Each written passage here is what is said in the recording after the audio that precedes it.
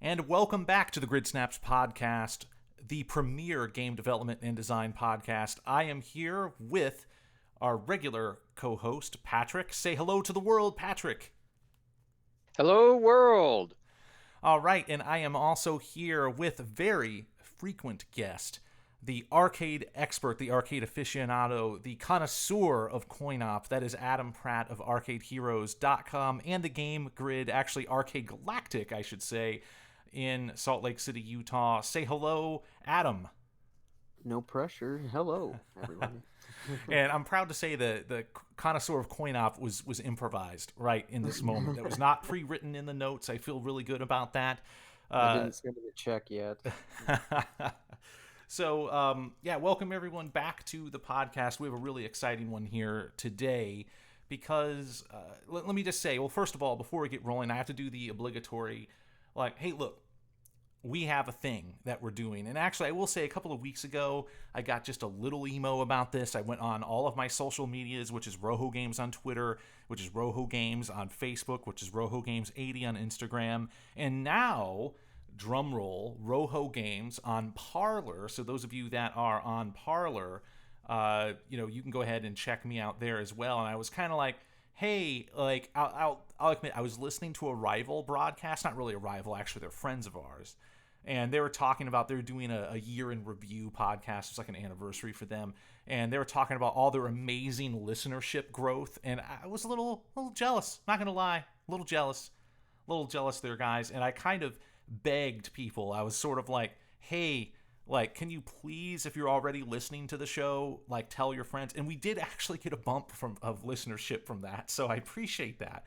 And so I say again, if you are listening to this now, share this with a friend, write us a 5-star review on your preferred podcatcher. And now that we're a YouTube show as well, which is just Rojo Games on YouTube, hit that. This is going to sound it sounds so lame and cliched, but you got to do it. You got to do it. The bell and all that, and the like, to subscribe, all that jazz. Send us comments. Send us if you have topic ideas, things you'd like us to cover, send that our way.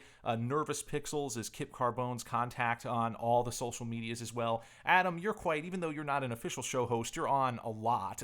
Care to share your social media while we're talking about this? Sure. If you have any of those aforementioned places to do your social media, Arcade Heroes or at Arcade Heroes tends to be for everything. I think if you search on Facebook or Twitter, that's what should pop up. Occasionally there are people who will try and steal it or whatever, an Arcade Hero name, but you should be able to find the official Arcade Heroes blog just on Facebook, Twitter, Parler, MeWe, YouTube, all those wonderful places that we like to congregate online. Awesome, and thank you for sharing that. So, and of course, Patrick, you are an international man of mystery. You're much like Patrick McGoohan in Danger Man or The Prisoner, for instance. So I don't think there's anything to share for you, right? I'm a person, not a number. Yes, I try not to be contacted, but if anyone really needs to, well, then just contact Rob here, and he'll transcribe it on postcard for me. That's a great idea. We have a dead drop site that we use, in the middle of nowhere. Patrick visits that every once in a while. So if you have any messages for Patrick, just hit me up, Rojo Games on Twitter and all the other things. I could certainly pass that along. And so real quick before we get into the main topic here of the podcast, it's getting near the end of the summer. It's the late summer. So Adam, what have you been doing this summer? What's your summer been like? Well, I don't know about everybody else, but I feel like I'm in Groundhog Day, the movie. Yes, unfortunately. February. The weather does change every day, but it still does feel like kind of the same thing day in, day out, and just trying my best to trudge through and survive. And so, I've kept busy.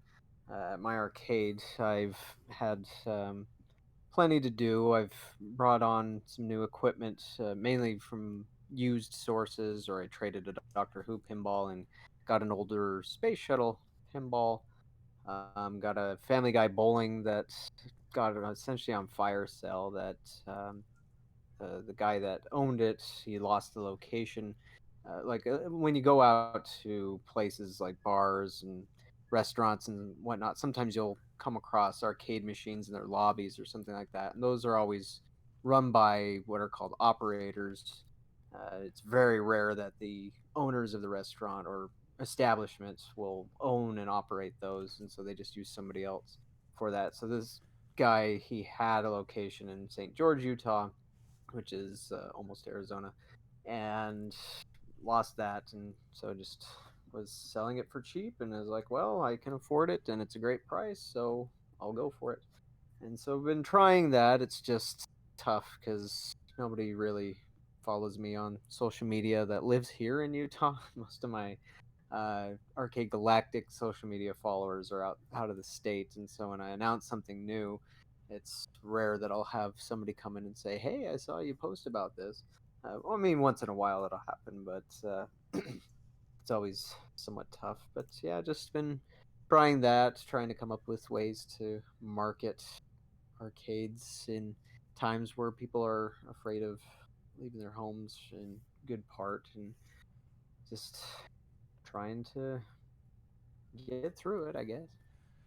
It's, and I would recommend everyone go back and listen to the episode I did with Adam called, basically surviving the coronavirus as an arcade operator. It's very, very interesting because obviously you're talking about a brick and mortar business that, has to operate in this bizarre, environment that we're in now. So, yeah, it's a really interesting episode. As for me, I've been, yes, the Groundhog Day thing, absolutely the same kind of vibe. Excuse me. But, I've been keeping busy. I've been keeping busy with the day job, which has some kind of special summer work I've been doing, which has been fun.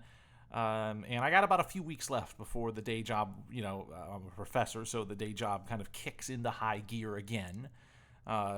Patrick, how about you? Have you been keeping busy this summer? I've been keeping pretty busy. I've been visiting friends on the weekends. Practically moved in essentially into their deep underground tunnel.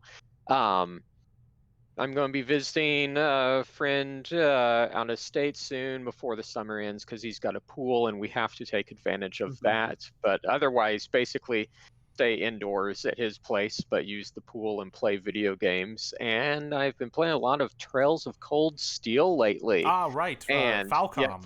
Yep, a game that we will be podcasting about someday, even if you don't know it yet. I'm sure we will be. And what Patrick's alluding to is it has a lot of similarities to Tokyo Xanadu, which we podcasted about earlier. So it's probably a game that I'll like and therefore play at some point.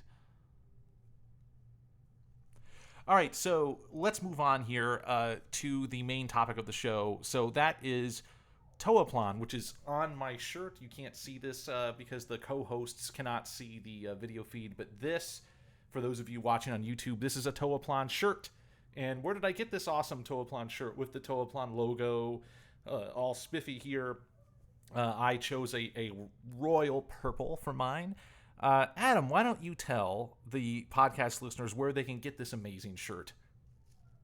So if you go to a site called TeePublic, TeePublic.com, and search for Arcade Heroes, that I guess is one place I should have mentioned earlier that I have, but on my shop there, I have a Toaplan shirt that I designed out of the Toaplan logo and stylized it a little bit and added a ship from Truxton, which is one of the games I'm sure we'll also be talking about here, but much appreciated for anybody that does pick it up to add some style to their collections.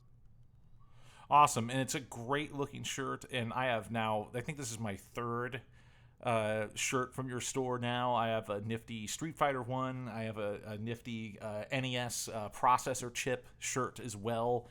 So highly recommended to check those out. So yeah, Toaplan. I'm going to go ahead and start with my personal backstory. I always like to do this when we do these types of episodes where we go over our kind of personal origin story with the topic, even if it's minimal. So in my case, I was aware of Toaplan basically only through our mutual friend Eric, ECM Milanis, who, again, that's an awesome podcast we did memorializing him a few years ago. I knew of them only really through him, and I wasn't aware of any of their games. And this would make sense because I was one of those Super Nintendo kids. I did not understand what Nintendo don't. I only knew what Nintendo did. So really, you were going to miss out on a lot of Toaplan stuff. And what happened, though, was I was in Pigeon Forge, Tennessee, back early this summer on vacation, and there was a retro game shop. And I wish in the show notes I actually remembered to look up what they were called, because they're really good, and I'd like to give them a plug. But honestly, if you just search for Retro Game Store in Pigeon Forge, it's probably one of the only ones that'll come up, I'm sure. It's like right next to like a cupcake shop, so it's easy to find. Really good store, great selection. I'm going to tell you, a lot of brick and mortar retro game shops are abysmal. You go in there, and Patrick, you can attest to this. They're all like sports games and like really basic, like, hey, if it's a Nintendo system, here's A Link to the Past and Mario, and then like 50 versions of Madden, right? Like, this store actually had good things. And one of the things they had was a game for the NES called Tiger-Heli, which as a little kid, I used to say Tiger-Heli. So, right, that's just what you do when you're a kid. And it was probably one of the first games I got for the NES, so it would have been 1987 or so, I guess. And I loved it. It was one of my favorites. I played the crap out of it. I do remember, quote-unquote, beating it, and of course I found out later it actually has an endlessly looping cycle of stages, so I'm not sure why I thought I ever beat it. Maybe because I realized it was looping over and over again. I thought, okay, I finally beat it. But see, in those days, developers didn't necessarily get credit. It was the publisher, so I always just thought of that as an Acclaim title. I had no idea that it was Japanese. I had no idea that it was Toaplan, and I found that out later when I bought the game early this summer to kind of relive some nostalgia. There were really two things that happened. One, I realized it was Toaplan, and secondly, I realized it held up well. That was the other thing. Like, you guys all know that when you buy a retro game so often, it doesn't hold up very well. This game holds up well. Tiger-Heli, which for those of you on YouTube is on the screen now, is still really, really fun to play. And actually, as I'll comment on a little later in the show, I actually think it has some attributes that are unique even compared to the more advanced games they did later. So that made me realize, wow, this company that friends that I really respect enjoyed and liked is really good after all. Not that I didn't think they were any good. It was just I didn't realize Tiger-Heli was Toaplan. So I went on a Toaplan binge. I went on eBay and I bought everything that was not ridiculous. And Patrick, what's ridiculous in price when you buy a retro game? What's that threshold for you? So I would probably say if it's over $300, that's probably kind of ridiculous. But I mean, it depends on the game, because there's some where, like, I mean, I'll see it for 350, be like, and that's not so bad. Yeah, see, for me, ridiculous is anything over about $80 is how I define ridiculous. I figure if it's a lot more, which I know supply and demand, everything. So like I'm not sure I've spent more than $80 on a retro game. I'm trying to think what the biggest price I've ever paid for one is. Probably a Record of Lodoss War for the Dreamcast. I think was over $70, I think. A lot of Dreamcast games are actually really expensive now. But yeah, I bought every Toaplan game that was reasonable. So yeah, obviously Tiger-Heli, which I talked about, that was that's one of the easiest and cheapest ones to buy because it was a huge seller, and so there's a million of them out there. So you can get that for like $5. That's a slam dunk. Then I went out and got the sequel to Tiger-Heli, which is Twin Cobra, and that was also I recall not being particularly expensive. And I got the Genesis version. Actually, everything else that I got is the Genesis, aka Mega Drive version. Truxton, aka Tatsujin, was a bit harder. I think I had to cough up $40-$50 for that, and there's just not that many of them unless you buy repro carts. But I didn't want to. I would only really buy. I mean, everyone's got their own personal ethics on this. I would only buy a repro cart if it were like a $300 game normally. If it's like something I get for $50-$60, I won't buy the repro. That's, I just won't do it. And then I got, and this was one of your recommendations, Patrick, when I was starting to dig into these Toaplan games, I got Fire Shark. And I'm glad I did, because it is really good. And that was also, I think, in that $30, $40 range, I remember. And so, yeah, I bought as many as I could. I actually have one more on the way that didn't make it in time. It's not technically a Toaplan game, but it's influential anyway. It's called, I'll say Gyrodyne. That's how I pronounce it. And it is a precursor company to Toaplan. It uses a helicopter. It has a lot of the same elements of Tiger-Heli, and what's cool about it is it never got released in America. It's only on the Famicom, and so it's the first actually Famicom import card I've ever purchased, and it's dirt cheap. It's like $7 on eBay, like $7 shipped, $7-8. So that was nothing to buy that. So. And then I've been playing them, just playing them like heck the past, few weeks or whatever. Honestly, I don't know if it's because I moved recently or whatever, but a lot of the AAA games, like, the kind of bigger games, I was playing Yakuza Judgment. I'm right at the end. I kind of stopped playing that. I've kind of only been playing these Toaplan games. So, Adam, we'll go to you. Your kind of history with Toaplan. Well, I guess too that thing about Toaplan prices. If you want to get crazy, then go to eBay, type in Toaplan, look up Toaplan PCB, the arcade games, and then Oh man. then you get to have some fun with what damage can be done to your wallet. But see, you're an arcade operator, so $300 is like free. It's like free for you, right? Oh yeah, it'll be paid off in no time. So. Although just looking here, I was looking while you were mentioning that, just out of sheer curiosity, and like there's a Dogyun PCB for only $1,500. Although that's on the higher end, it seems like most of them are below 1,000, but still, yeah. When you're paying more than a complete brand new console plus game just for one old game from the 80s, I know the pain. But Right. my first exposure to Toaplan without knowing it was when I came across a Flying Shark PCB arcade machine a circuit board that I could swap out in an existing JAMA-based arcade machine. And I had that for many years, and I guess I didn't really spend enough time on it as I wish I would have nowadays. I can't remember why that was. It might have been, I think it was that my arcade cabinet wasn't in the best condition. But still, it was kind of like a take on 1942, or a twist on 1942. And I guess I just didn't realize that it was Toaplan. Or it was under the name Taito. A lot of the time, it was Toaplan that developed the game for Taito, and they did that frequently. So you might not find their name on certain games that they did, but you can, where they developed so many games for Taito, then that's where you can still experience the style of game that they created for people.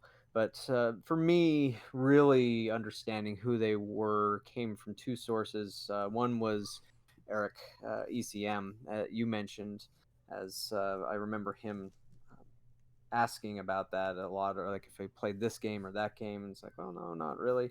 And hearing him talk about them so highly, it's like, oh, maybe I need to look more into these guys.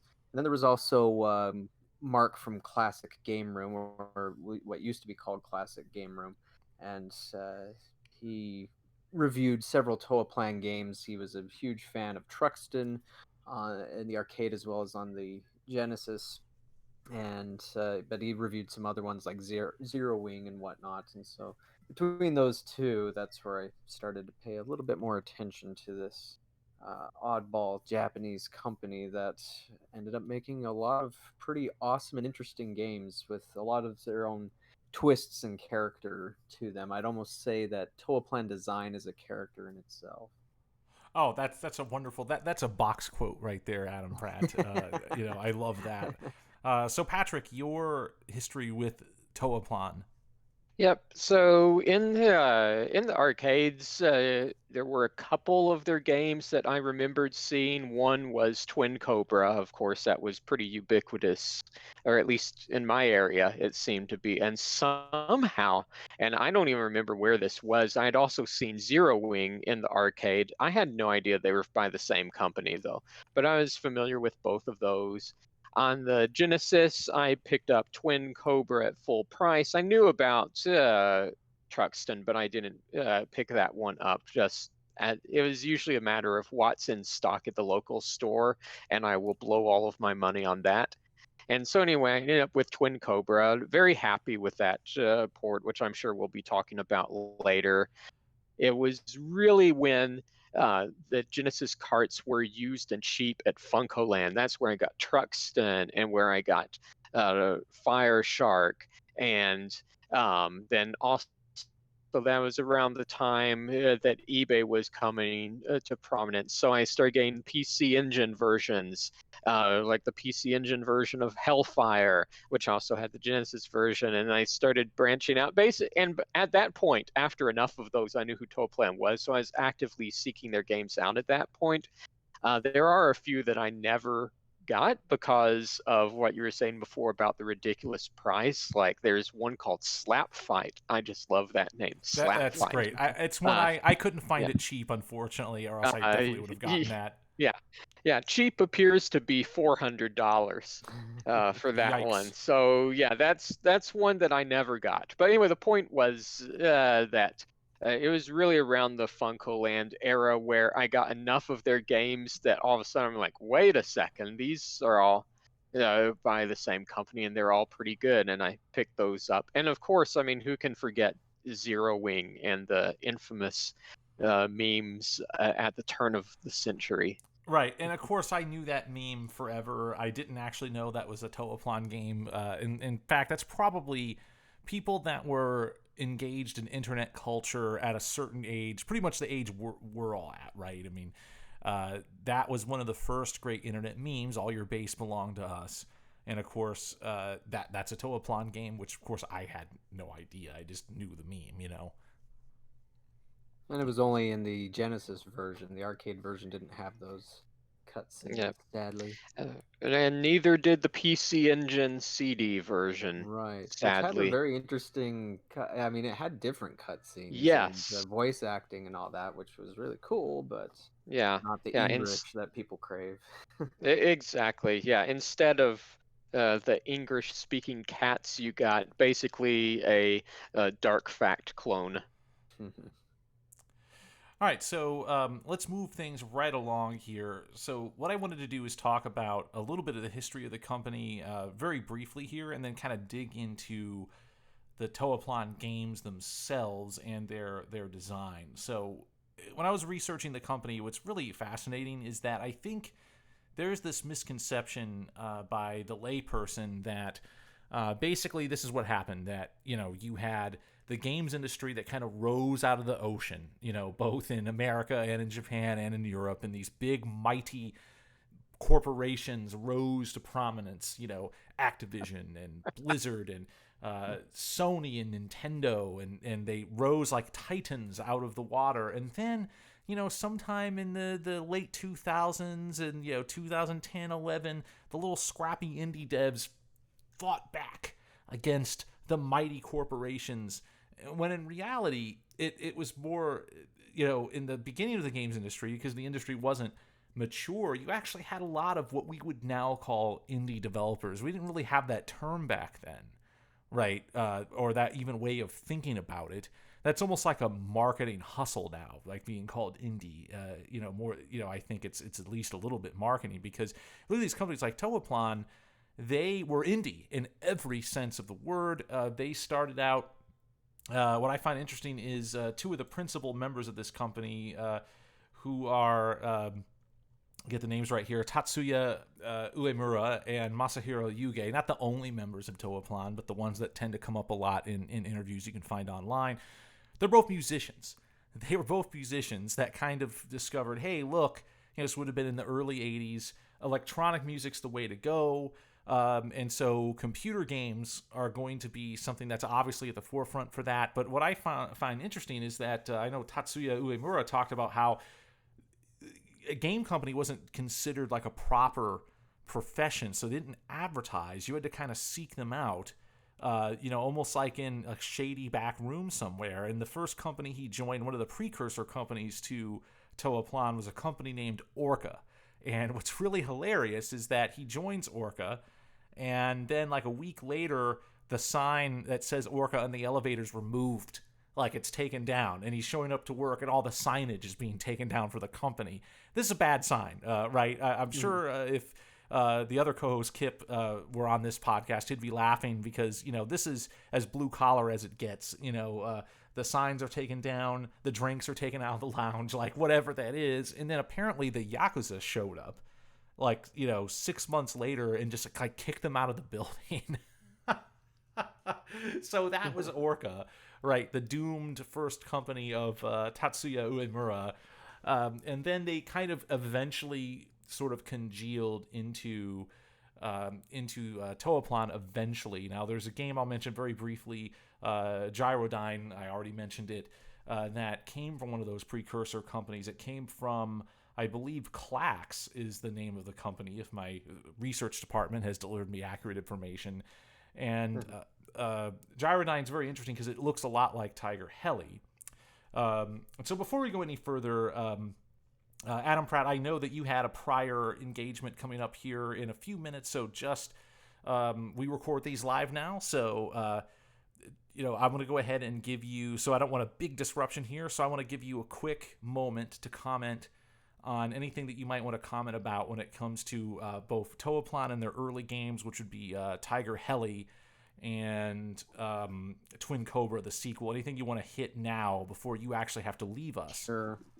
Yeah, which unfortunately is shortly, although I will be back, so if you're still recording, perhaps then we'll be good. But so Tiger-Heli, I can't remember if I really played that back in the day amongst the NES outings that I got to have going to friends' houses, but I have revisited it in more recent times, and what stands out about it to me is how much there's all these elements that you find in other popular shoot 'em ups like Raiden, where you're shooting targets on the ground and it leaves these craters and whatnot, and they seem to really love doing that with their design and leaving all these little subtle details that made it feel like a world that you could get into, at least for some of their games where there was things like that. And one aspect that they really seem to enjoy, and as from one of the interviews that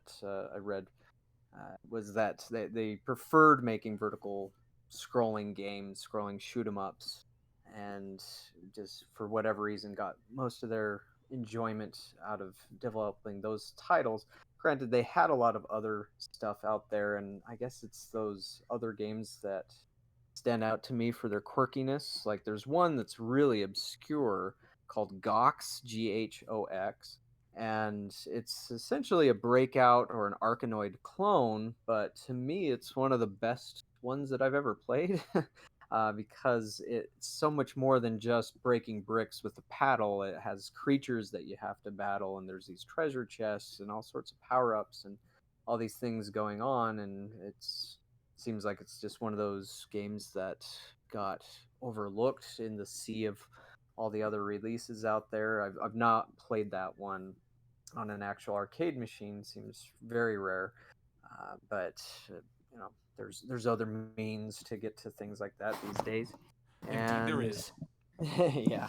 And so things like that I enjoy. Or Outzone is one where it's kind of like their take on Commando or Ikari Warriors, but it's got all these interesting design decisions on it, where with how your character moves around and how things look, and just all those details when vehicles explode and leaves the cratering Hulk there. Or I really like on that particular one when you'll destroy a boss and the boss will be there and like you'll walk through the wreckage and just keep going. It's you can almost imagine it's like in an action movie when the hero's walking away from the explosion or something like that.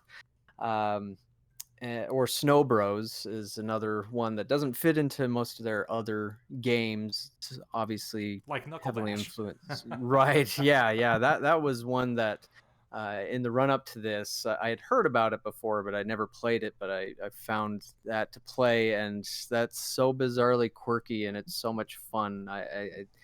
That's where I kind of got the thought of where Toaplan's design seems to have a character on its own, and without it's hard to find a developer that could create stuff like that. Like these days, I think people would have to try and do it intentionally, where I guess it would be kind of meta instead of. The feeling I get from Toaplan is they were doing this stuff with genuine heart behind it, and yeah, it's quirky and a bit off, but it's so much fun and it sticks with you. It's very memorable. I mean, Knuckle Bash, I mean, it's a wrestling game, which I've never really gotten into, but then it has all these elements of like Final Fight into it, and that just makes it so much better than I would say a typical wrestling game. Or even Snow Bros, just the idea of you're controlling a snowman and you get creatures into snowballs and use that to pummel others. And we all loved snowball fights as kids. And so I mean, I'd say I guess most of my exposure has been to a lot of their quirkier games than the ones that most people know, like Batsugun or Truxton or Tatsujin or Tiger-Heli. Of course, I have played Tiger-Heli on the NES, and like you said, that's a lot of fun. And another thing I wish I had more time to speak on would be their music and just how they were able to so seamlessly thread the sounds throughout their games, and it just again makes it memorable and makes you want to go back to it and play more. Awesome. Thank you, Adam Pratt, for your thoughts. And we wish you well as you go about your day. Thank you for stopping by and sharing your thoughts for today's podcast. Much appreciated. Yeah, not a problem. Thanks for having me, and maybe I'll be back. All right. We shall see how long we go.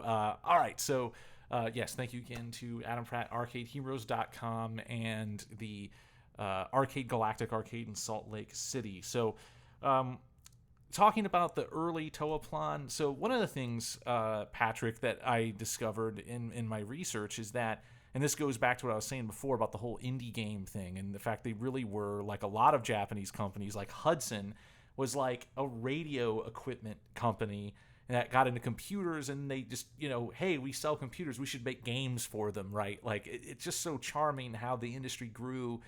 I had a Hudson watch. Oh, yes.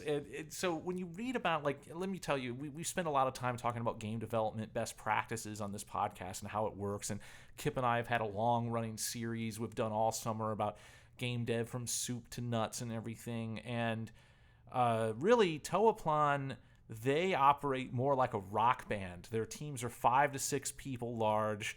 They don't do a lot of deliberations, and they really just make the games they want to make. And I guess, Patrick, what I'll ask you is that is that something that, when you play Toaplan games, can you detect that these are people making the games they want to play as opposed to something kind of designed in the corporate boardroom for, maximum sales?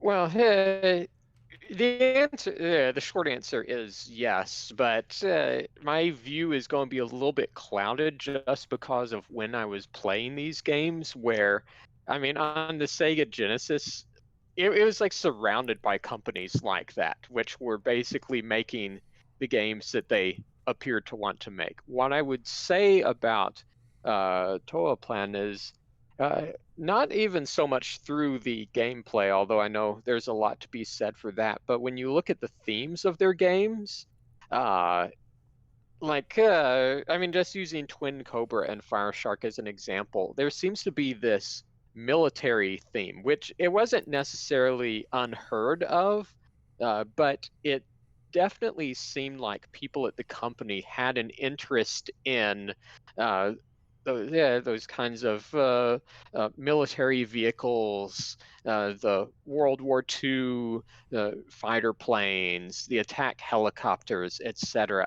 And that there definitely seemed to be that theme around their games that, yeah, then I got the idea that yes, they were making what they were interested in and really wanted to do that. Yeah, and really, this comes back to when we did our SNK podcast, much earlier this year, and we talked about things like Prisoner of War and Akari Warriors, and this was very much part of the culture of the 1980s. I mean, think about what was happening in action movies and TV shows between like Arnold Schwarzenegger and Commando and Predator, and this was G.I. Joe. This was the A-Team. This was really, there was sort of a gung-ho sort of military muscle theme in popular culture that's reflected, and there were movies with attack helicopters in them, as essentially the main character of sorts, right? So you really had that deeply embedded in the culture. What I find interesting, from a game developer perspective, is that so often, and actually I believe it was, I think it was Uemura that said this. It was either Uemura or Masahiro Yuge, because those are the guys that seem to do the interviews. They mention how, look, the reason why you do game design documents and all this very careful stuff, at least for them, I'm going to add a bit of an addendum, my own personal opinion to this, but for them, it's like, look, you do that so that you can get a sign-off from a publishing partner. And here's the thing about Toaplan that I found really interesting. And again, the whole indie game analogy. They actually made their games first, then got the deals. So, they didn't make a demo or get a green light thing together or a PowerPoint deck or whatever, and then went and did a bunch of pitches to get, money and then made the game. They just made the freaking game, and then they shopped the completed game to a Taito or a whomever, right? That's pretty unique. I mean, you don't see that a lot, except in the indie world, that sort of thing. Yep. And I was just going to comment that I totally, absolutely believe that, though, because I've seen things from other companies talking about how, oh, yes, game Xaverse, someone was just kind of working on it in their spare time, and then we looked at it and said, well, let's turn that into a full game. I've seen those kinds of statements from Japanese companies of the era, so I completely believe that they would just say, hey, you know what, let's make this game, and then we'll see if anyone wants it. Right, and of course, what I would say, and this is where I'm going to interject my own personal opinion, I think it's very tempting to look at it as they just do, design on the fly, and it works out for them. So why isn't design on the fly just a good thing? And a couple of comments I would make to that. Like, first, it's not like they didn't talk about what they were doing. When you read the interviews, it's clear they had meetings, they hashed out what they were doing before they did it. The other thing I would say is their approach is really something that works best for very small teams, because one of the reasons in the industry that you do a design document, a level design document, an art Bible, all these other things is because you have 10, 20, 100, 1,000 people that you're trying to keep on the same page on things, and you sort of need that structure there. I mean, when you're talking about the team sizes of the average Toaplan game, they're communicating. And also, it's their superpower, too. That's the other thing. They're unique. I would say to young developers listening to this, don't necessarily look at Toaplan as the way to go, necessarily, because they are very unique. That was their superpower. These people were obviously friends. They talk about going out drinking all the time. They talked about, that's why I use the rock band analogy. These people were close. They had an esprit de corps that, this is going to sound a little depressing, but frankly, I've never seen in the American games industry in my time in it.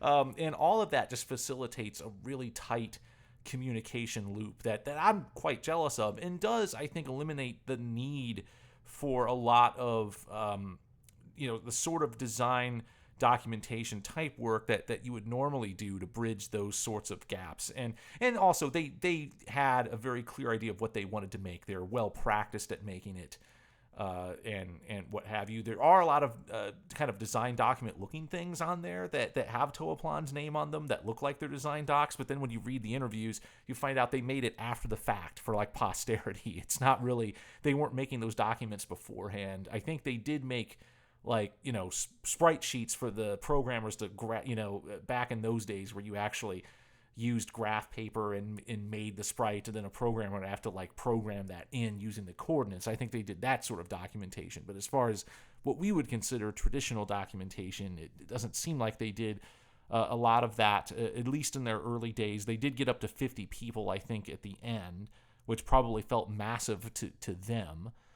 But anyway, let's move on. So, yeah, their first game, Tiger-Heli, let's talk about that a little bit. Their first kind of well-known game. It's not their first game as Toaplan. They did a Mahjong game, I think, and maybe one other game or something like that once they got around the Toaplan. It's one of those statements, Patrick, where I'm going to quote you, quote, "The Toaplan nerds will find inaccuracies and jump on us online." And I hope they do, because it means they'll be engaged, right? So, Yep, absolutely. have at it. I am not claiming to be like the world's great Toaplan expert, especially since, like, as if you've been listening, I literally just got into them earlier this summer. So, yeah, definitely not. But so Tiger-Heli, it's that military theme that you talked about, Patrick. It's a helicopter. When I was a kid, I said heli, but it's heli as in helicopter. I'm going to rewind the little video feed I have going for our YouTube audience so they can actually see that as we're talking about it here. So here's the thing about Tiger-Heli. It introduces some really cool things that we see in other Toaplan games. Let's talk about the bombs, because to me that is a key element to Toaplan design. So you have, and other games have this, so it's not like it's just unique to them, but there's this thing where you have your regular gun, and that regular gun can be upgraded, with power-ups, but then you have this bomb that you can drop, and it blows up most everything on the screen. Not absolutely everything, but most everything. And what I found interesting, Patrick, is, well, let me ask you, Patrick, when you play a Toaplan game, what do you use the bombs for? How do you use them? Well, usually I don't use them because I don't want to just use them all willy-nilly. Need to use them when I'm really in a pinch, but usually I die before I can press that button to use them in a pinch. The exception would be if I'm playing, for example, like Truxton or something, where I just make sure to use the bomb whenever I can, because I think that big glowing skull just looks really cool. Right. So what's interesting is the way most people use bombs in Toaplan games and other games that have a similar mechanic is sort of similar to what you just described in a lot of ways, where you don't want to use them. You hold them in reserve. And there's a bunch of different reasons for that. One is you may come across a boss. In Toaplan games, they don't really have the kind of epic bosses that other shooters have. They're more like much tougher enemies that hang around the scrolling screen longer and are tougher, but they're still basically bosses, and it would be handy to have the bombs for them. You want to keep them for if you're absolutely getting completely harassed and you're in an emergency situation. That is not at all the design intention from the Toaplan team. Their intent for that was to allow you to attack aggressively. They're like, we're going to equip players with these so they can just be really aggressive and blow more things up. And really, because they just thought it was cool, right? I was entertained by that reading the interviews. They're like, hey, we just thought that, and it was just cool to have them. They didn't really anticipate players holding them in reserve like you typically do. So I find that fascinating from the game design perspective. There's what you think will happen with a design, and then there's what the players actually do. But where I really credit them as a development team is they didn't say, okay, in our next game, we're going to change the way the bombs work in order to make the players use them the way we would have preferred, right? Instead, they're like, okay, yeah, I guess it's what they do with bombs then, and that's fine, right? They were willing to kind of roll with their player preferences. I think that's kind of a cool thing. So. Yep, and I would just add it's kind of an interesting evolution talking about that idea of rolling with the preferences, because eventually games were giving out points for not using your bombs. Right, and even Tiger-Heli does that, where you get bombs and the little helis. I gotta talk about the little helis, and those watching on YouTube, you can see them right now. You're landing on the landing pad with them. So in Tiger-Heli, the way you power up your gun, and this is unique, there's not another Toaplan game that I've played that does this, is you shoot a little icon and then a little helicopter flies on the screen. It's sort of like when you get the extra ship in Galaga when your ship is captured and all that. And then that ship flies, or that little helicopter flies alongside you and shoots their own guns when you shoot your guns. And they're adorable, for one thing. They greatly increase your attack power, which is great. But then they also will take a bullet for you. If you get shot on the side where the little mini helicopters are, you won't die. The little heli will die. The little helicopter will die, right? So that does not come back. That does not come back in Twin Cobra. As far as I know, that doesn't come back in Twin Cobra 2. Have you played Twin Cobra 2, Patrick? The very expensive, very difficult to find Twin Cobra 2? Unfortunately, no, that's one I never played. Right, that one is tough to track down.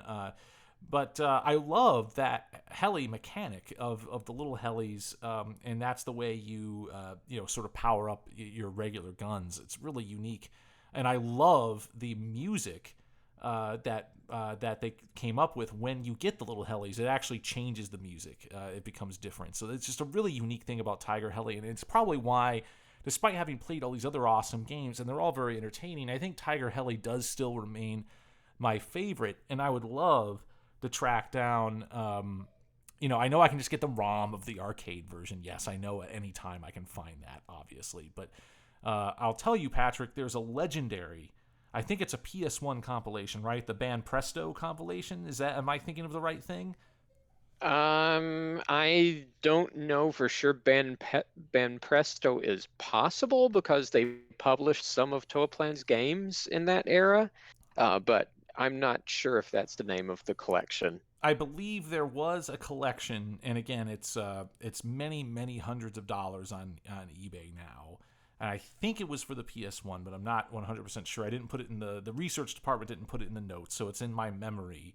And that does have like the arcade ROMs of Tiger-Heli and a lot of other Toaplan games, but it's massively expensive, unfortunately. So that's a huge bummer there. I found the research department is coming through. It looks excellent. like it's Toaplan Shooting Battle. Right. And I bet it's quite expensive. When I looked before, it was very pricey. And I think it was like $300. Yeah, the research department didn't tell us that. Right. Well, take my word for it. The research department doesn't have to. They're scrambling behind me here to find that, but they don't have to. I know it's really expensive. So anyway, yeah, Tiger-Heli, classic. Patrick, did you sink your teeth into Tiger-Heli? Did you play a lot of that one? I did not. That was not one of the ones that I had. And I always... So I was aware of Tiger-Heli, but but I never had that one. And in my head, I always kind of mixed that one up with Silkworm, which was another helicopter shooting game. And so really during that era, I wasn't super familiar with it. It was more my experience with them was at the arcade with Twin Cobra. Right.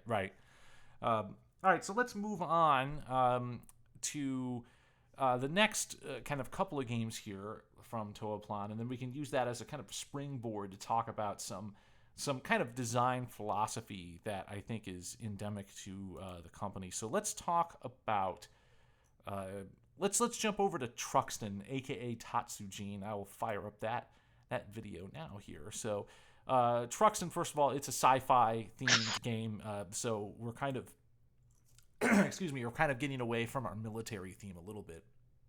So Patrick, was Truxton a game that you sunk your teeth into? Yeah, to an extent. So I actually would say that I enjoyed Fireshark and Twin Cobra more. Something about them, and this may have been the port in particular. Uh, uh, it's Truxton felt a little bit looser. I thought it looked really cool. I really liked the weaponry. I really liked the bomb, but yeah, and it's been so long now that I can't even really explain why it didn't grab me as much as the others. What I do remember though is playing that game. It's one of the checkpoint shooters where when you die, you don't reappear right where you died. You go to a checkpoint.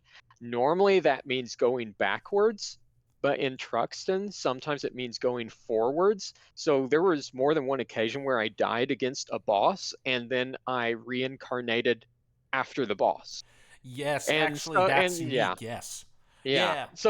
Yeah. So there were little things like that which now when I think about Truxton, I don't remember the game being bad, but I remember all of these kind of annoying things. So it's not the same fond memory that I have for uh, other game uh, others like Twin Cobra and Fire Shark, for example. It's interesting. When I was looking online, at least my impression, and I could be wrong about this, but it seems like there's a lot of fond memories of Truxton, aka Tatsujin, out there Oh, amongst the internet. yeah, So I'm absolutely. right about that. Yeah, absolutely. And one thing that I do want to mention, this is true for a lot of Toaplan's games of that time, is there were ports across various systems. So, for example, of course, there's the arcade version of Truxton. There's the PC Engine version, which, since that was only in Japan, it's called Tatsujin. And uh, each of the ports, and this is true for all of these games during this era, each port has differences from each other. And so you will have people who, for example, will be an ardent supporter, say, "This is my favorite game. I love it." And then when you say, "Oh, yeah, I played that on Genesis," for example, the Tatsujin super fans will basically smack you down just like, "Oh, that's trash." Because that one in particular, the PC Engine version is considered far superior. Unfortunately, I have not played that version. I just know that it is considered to be much better than the Genesis one, which again, I didn't think it was bad. It was just a little, I don't know, it didn't feel as polished. Polished, that's the word I was looking for. Right, and I have to say I agree with you in that of all these Toaplan games I've been binging on, Tatsujin Truxton kind of clicked with me the least, I would say. I mean, I think it looks cool. It's colorful. It has some of the same design philosophy aspects of it. But I think for me, what I just really like is the fact that these games are often in kind of real world settings, that kind of 80s military thing. It just clicks with me more as a theme. So let's now jump into Fire Shark and Twin Cobra. And before we really dig into that, I mean, just to talk about some of the things that make, because there's a lot of shooters out there, right? I mean, there's a lot of there's the Gradius games, there's Raiden, there's Xevious, there's there's the stuff that was being made by companies like Treasure, on and on and on. Shooters everywhere, right? What kind of differentiates the Toaplan shooter from other shooters? And in looking at some of the interviews out there of the developers, and this is something that I noted in gameplay. So this isn't sometimes when a developer says, well, we tried to do this thing, and then you play their game and it's like, well, okay, you said you tried to do it, but it's not really what you achieved. That's not true here. I mean, they pretty much did exactly what they said they wanted to do, which was, hey, look, I found it interesting, their perspective was, we wanted to make shooters, what they called for the average salary man, right? And Japanese culture, this would be your I'll say 9 to 5, but often way past 5, kind of working person, aka the salary man, right? And they're wanting to blow off some steam after a tough day at work, and they're gonna put a 100 yen coin in that machine, and they're gonna have a good time, and they're gonna be challenged, but they're not going to be so overwhelmed that they can't enjoy themselves, right? And how do they manifest that in the design? I think first, I saw some reviews of Tiger-Heli, for instance, out there, and the reviews criticized the game for being overly simplistic. And I think that those reviews really miss the boat on what's going on in those games. I think the level design, particularly the intensity design, I'll say, of the pacing of the enemy groups are impeccable. And I think the same thing is true for Twin Cobra and Fire Shark as well, because what they do is they don't relentlessly shower you with enemies. They will have periods of rest. There'll actually be a second or two, not long, but a second or two, where there won't be any enemies, giving you kind of that chance to catch your breath, and then there'll be a barrage, right? And usually I notice near the end of the level, there'll be a big barrage, right, that will take a little extra effort, and it always happens near the end, so you're kind of challenge, rest, near the end of the level, big challenge, and then you get a second or two, kind of the glory cruise into the hangar. Like one of the things that happens in Toaplan games I notice is you have like a hangar or a helipad or a airstrip that you land on, and so the last couple seconds of every level is you kind of coasting in. So Patrick, you play probably a lot more shooters than I do. How do you classify the pacing of the enemy encounters in these games versus other shooters? Yeah. So I would say that in terms of the level design, it was pretty standard for that era. And I'm not saying that as a derogatory, just that it was kind of how they were presented in that era, where the levels were not really short. I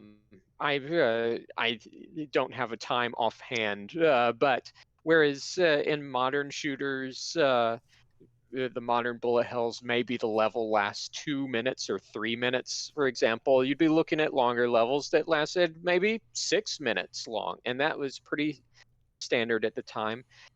Unlike some other shooters, the Toaplan games, at least they're vertical ones, the horizontal ones were a little bit different, but the vertical ones, they didn't put obstacles in your way to crash huge into. Difference. Yep. Yeah. Whereas many other games from that era were big on putting walls and caverns and things to crash into. They were really more about the obstacles were the action. Right. And to your point, it wasn't I guess I would say that it was a little bit of action interlude, like you were saying, because to the point, doing that, switching up that pace a little bit, especially when they throw the big barrage at the end, it feels more meaningful that way. If you've been facing a big barrage through the whole level, well then, how do you really escalate that? And so what they did is they switched up the pace during the level so that the escalation at the end really did feel like, okay, now the other army is throwing everything they have at me, which was a pretty cool effect. The other thing I would probably point out is that the bullets, it wasn't so much about the number of bullets on screen, but about the speed of the bullets. Not necessarily as fast as something like the Raiden games. It wasn't like they blazed across the screen, but those things, they weren't slow. So it made it more challenging in that sense than, again, some of the other shooters of the area. I mean, I love my compound games, but they were actually relatively easy by comparison to Toaplan games. And that's the thing, like what I think they mastered in the way they did the pacing, and by the way, let me ruminate on a point that you made, because I think it's really important.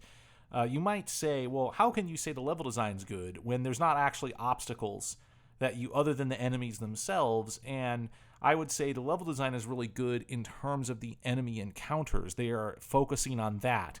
They're not making you navigate the ship through, caverns and obstacles like that. You're navigating through these swarms of enemies, and that's plenty. That's sufficient. And I liked that.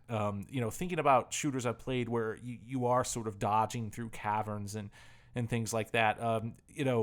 That to me can be fun, but I just enjoyed this approach, I think, where I'm focusing purely on the patterns. And there's another thing too, they clearly they wanted you to learn. Like okay, these enemies move in this way, and if once you kind of master their movement, there's going to be certain safe areas of the screen that you can be in and protect yourself. They don't want you getting hit in a cheap way. One of the things that's really cool, Patrick, that I saw is if you hovered over the top of a ground enemy, like a tank or something, it won't shoot while your sprite is directly on top. Because if they did, you would die and not see it, and that would be cheap. They made little adjustments like that, which that's just amazing service to the player. Absolutely love that. I thought it was because they were in awe of your presence. But one other thing I wanted to just mention, because while you were talking, I just had this thought. Because thinking about the monitor as the play field, all right, and if there are obstacles on the screen, the developer is really guiding the player's path through the screen, right? Whereas if you don't have all of those obstacles like the rocks, the tall buildings, etc., to crash into, you're not guiding the player's path. So the developer who can make an engaging game that challenges the player when the player can go anywhere on the screen, versus the developer who is really forcing the player into a preset flight path and basing the challenges on that, you have to give a lot of respect to Toaplan for being able to make a challenging game that responded to the movement of the player in an open space. Yeah, that's a great point. And they talk about the balancing being the most difficult aspect of designing these games. They would make these things, they would put them in location tests at a game center, and then they would be tweaking and tweaking and tweaking to find kind of the right difficulty curve. I think one problem they mentioned is that the players kept getting better. And so they were making these games for the average salaryman, but then as the player skill increased, they had to therefore then increase the difficulty of these games because the average salaryman was frankly getting better at playing them. So yeah, I think there's a lot of goodness in the pacing. It really does echo the sort of pace that a 3D action game, a third-person 3D action game has to have, where it's not endless. You have to have periods of rest and everything, and it does fly in the face of the, hey, you don't want to have a single credit last more than 3 minutes. It's gonna last more than 3 minutes sometimes in a Toaplan game because of the kind of the virtues of their design. So let me just make sure that we've talked about every single thing that we want to talk about here. So yeah, as far as their commercial success, Patrick, it looks like Tiger-Heli was a huge success, but I doubt they got much out of it, right? Because it was a Micronix port. They had very little to do with the ports that weren't on the Mega Drive. Is that right? They only handled the Mega Drive ports themselves, I believe. I mean, I don't know if that's the case or not. I did see that they handled the Mega Drive ports themselves. I mean, I can tell you, for example, in terms of Truxton, they handled the Mega Drive port, but a different company, Sting Entertainment, of all people, did the PC Engine port of that one. Right. And so let's talk a little bit about Fireshark in particular. We've kind of talked about the helicopter games, Twin Cobra. There's the elusive Twin Cobra 2 that we can't find. Probably can find a ROM out there. And by the way, if you're getting confused as listener, Tiger-Heli, the sequel to Tiger-Heli is Twin Cobra, and then Twin Cobra 2 is it's that weird thing where Twin Cobra 2 is the third game in the series. Yes, I know. And so now we've mentioned Fireshark a whole bunch. So this was incredibly enjoyable, and if there's a game that I would put right up there with Tiger-Heli for me, of all the ones I've played, it would be this one. I love the weaponry. There's like this insane, like it's a World War II style biplane, and it's got like this insane sci-fi weaponry that's just nuts, right? It's so bright and colorful. Also, it is probably the most interesting game in terms of its airfields where you land in between stages. You have all those little army guys on the ground. Sometimes they do comical things, like a guy crashes a plane, Yeah, right, and then they're stands fantastic. out there, right? So really awesome stuff. I don't know if you wanted to rap a bit about this game for the audience.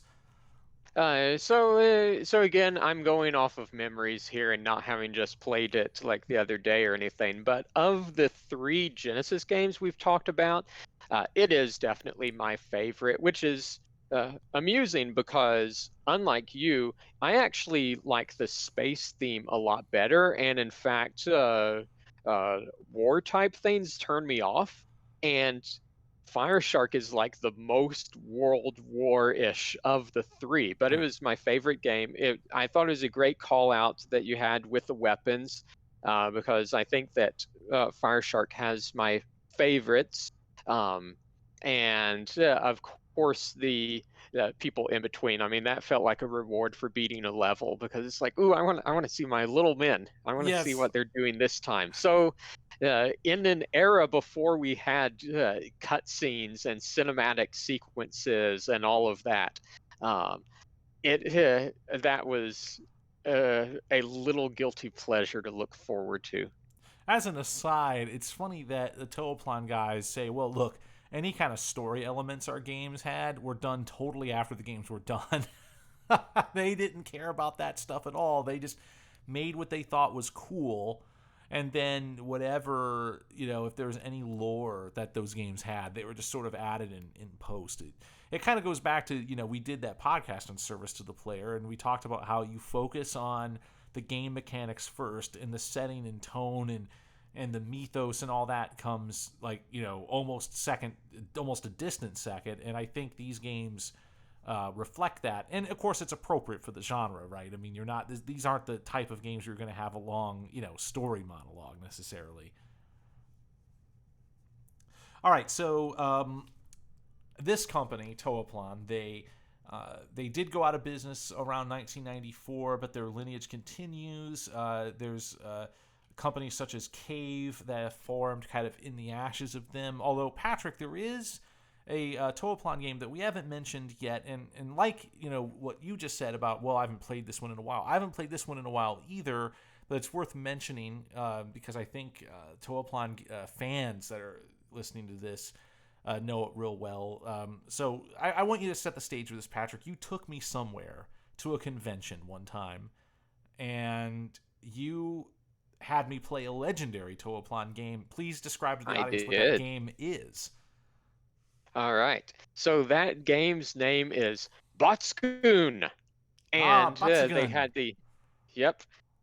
they had the Saturn version hooked up, and it was actually neat because if I recall, they had it hooked up in kind of a stand-up cabinet style. Of course, they had both controllers, so we could both be playing it at the same time, but we're both standing there like it was an arcade thing, except like with these game pads in our hands. And that game is extremely flashy. I'm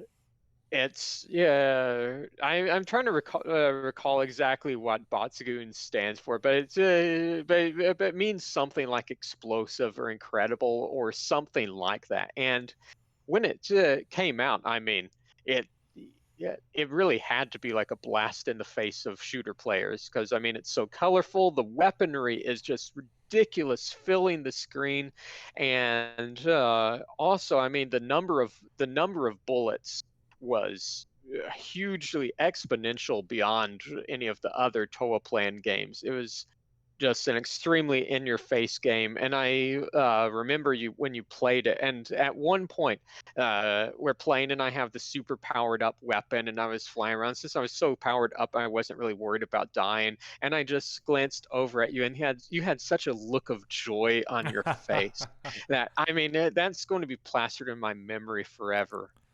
Oh, that's great. And that is a good note to kind of wind things down on. So let's talk about. Actually, let's get some final thoughts from Adam because it looks like he just jumped back in the room. So, Adam! I am here. yeah, so we were just kind of winding down, and I looked and saw that you're back, and we were talking about Batsugun. Do you have any thoughts on that game in particular? Well, I wish I could have been there for that experience that Patrick was talking about. I mean, for a lot of these games, playing with somebody else is always better than playing it by yourself in an emulator, or if you have the chance to play it in the arcade.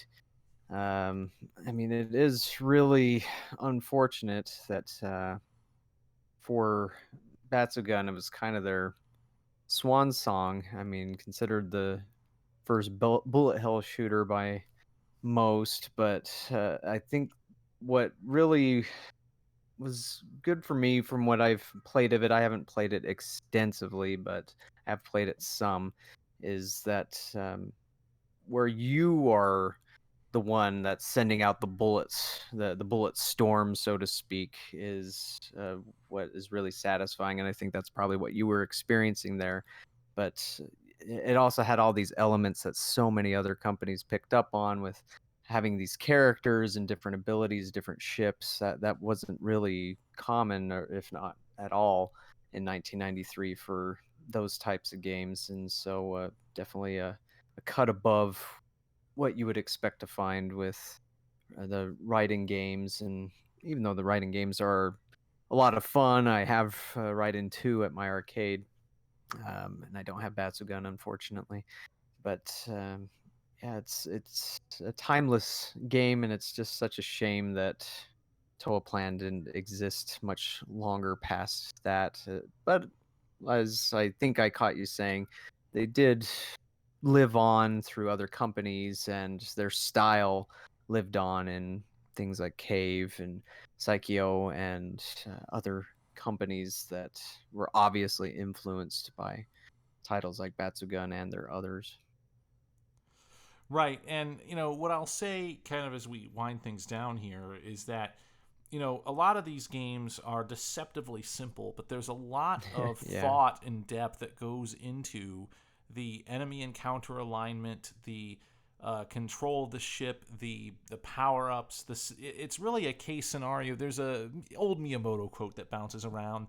Basically, I can't remember the exact quote, but it's essentially, hey, typical game designers want to just kind of load everything up, lard everything up with tons and tons of systems, which in a game like this would be, 20 different weapons, a really complicated power up system, maybe like an RPG style point buy thing in between rounds, like, buying new ships, all these things. That's all fine and good. That stuff can be fine. But, this company, these developers really focused on the moment to moment details and nailed them. And that's, I think, what makes their games special, and why I cringe whenever I see people review these games. They talk about them being, simplistic, because I think they're missing out on where the depth actually is. And everyone in this virtual room right now, we're all fans of games like Earth Defense Force, so we all kind of are attuned to games like this, where they seem games that seem simple, but there's actually a lot of hidden goodness, kind of under the surface if you're looking right. Yeah, and to that one game I mentioned earlier, Outzone, the kind of futuristic commando clone. I mean, that has all these little Toaplan references in it. Like, you see the Zero Wing ship, you see, I think there's Tiger-Heli in that one. They just put on all these little nods to their own culture. It has Flying Shark and Truxton ships on it as well, and so it's just kind of cool that they put those things in there, as it seems like so often, or I guess it makes it like a cinematic universe, or the Toaplan cinematic universe of a sort. And it's satisfying to a player when you see all those things tied together, because it's like, oh, I've played that one too, and whatnot, and to see it come back. So as we wind things down, Patrick, do you have any final thoughts on the Toaplan cinematic universe, as Adam called it? I hope the Fire Shark people, the little Fire Shark people, are leading happy lives somewhere. Yeah, me too. Because they seem joyous. They love what they do. All right, so thanks everyone for listening. Thank you again, Patrick and Adam Pratt, for coming by here today. So until next time, stay on the grid and keep well hid.